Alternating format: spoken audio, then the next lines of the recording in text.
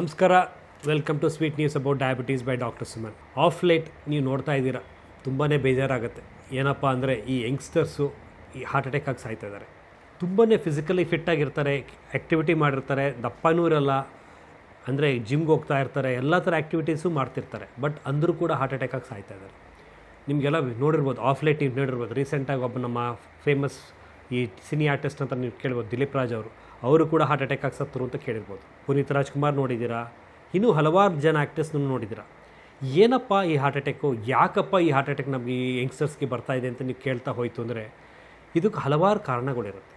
ಕಾರಣಗಳೇನಾಗುತ್ತೆ ಅಂದರೆ ನಮ್ಗೆ ಗೊತ್ತಿರಲ್ಲ. ಫಾರ್ ಎಕ್ಸಾಂಪಲ್ ಏನಾಗುತ್ತೆ ಅಂದರೆ ಯಾರೇ ಪರ್ಸನ್ಸು ನಾವು ಆ್ಯಕ್ಟಿವಿಟಿ ಶುರು ಮಾಡೋಕ್ಕಿಂತ ಮುಂಚೆ, ಎಕ್ಸಸೈಸ್ ಶುರು ಮಾಡೋಕ್ಕಿಂತ ಮುಂಚೆ, ಇಲ್ಲ ಜಿಮ್ ಶುರು ಮಾಡೋಕ್ಕಿಂತ ಮುಂಚೆ ನಾವು ಏನು ರೆಕಮೆಂಡ್ ಮಾಡ್ತೀವಿ, ದಯವಿಟ್ಟು ಒಂದು ರುಟೀನ್ ಮೆಡಿಕಲ್ ಚೆಕಪ್ ಮಾಡಿಸಿ, ಇನ್ಕ್ಲೂಡಿಂಗ್ ಯುವರ್ TMT, ಎಕೋ ಎಲ್ಲ ಮಾಡಿಸಿ. ಎಲ್ಲ ಮಾಡಿಸೋದ್ರಿಂದ ಏನಾಗುತ್ತೆ, ಬೈ ಚಾನ್ಸ್ ನಿಮ್ಮ ಕೊಲೆಸ್ಟ್ರಾಲ್ ಲೆವೆಲ್ ಜಾಸ್ತಿ ಇತ್ತು, ಅದೇನಾದ್ರು ಜಾಸ್ತಿ ಇತ್ತು ಅಂದರೆ ನಿಮ್ಮ ಡಾಕ್ಟರ್ ಅಡ್ವೈಸ್ ಮಾಡ್ತಾರೆ. ಒಂದು ಮಾಸ್ಟರ್ ಚೆಕಪ್ ಮಾಡಿಸಿ ಆಮೇಲೆ ನೀವು ಫಿಸಿಕಲ್ ಆ್ಯಕ್ಟಿವಿಟಿ ಮಾಡೋದು ತುಂಬಾ ಅವಶ್ಯಕತೆ ಅಂತ ನಾನು ಹೇಳ್ತೀನಿ.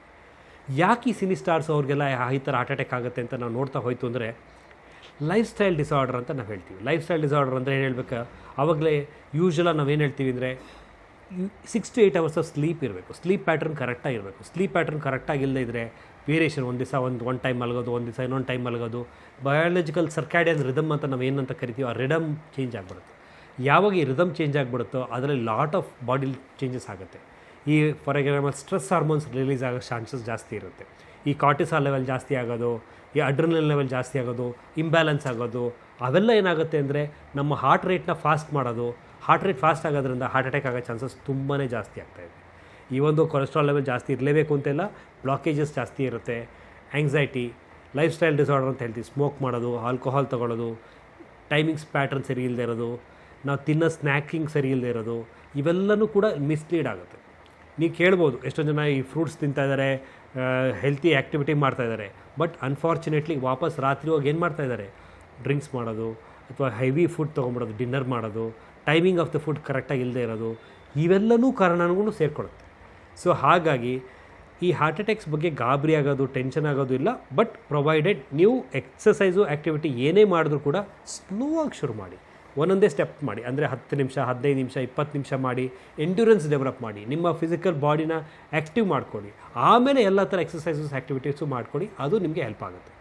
ಎಷ್ಟೋ ಜನ ಇನ್ನೊಂದು ಕೇಳ್ತಾರೆ, ಕೋವಿಡ್ ವ್ಯಾಕ್ಸಿನೇಷನಿಂದ ಹಿಂಗಾಗುತ್ತಾ ಅಂತ. ಇಲ್ಲ, ಆ ಥರ ಆಗೋಕ್ಕೆ ಚಾನ್ಸಸ್ ಇಲ್ಲ. ಕೋವಿಡ್ ವ್ಯಾಕ್ಸಿನೇಷನ್ಸ್ ಎಲ್ಲರೂ ಟ್ರೈ ಮಾಡಿದ್ದಾರೆ, ಬಟ್ ಕೆಲವುದರಲ್ಲಿ ಇತ್ತು, ಬಟ್ ನಾಟ್ ಆನ್ ದಿಸ್. ಅದರಿಂದ ಆಗೋಕ್ಕೆ ಚಾನ್ಸಸ್ ಅಂತೂ ಇಲ್ಲ.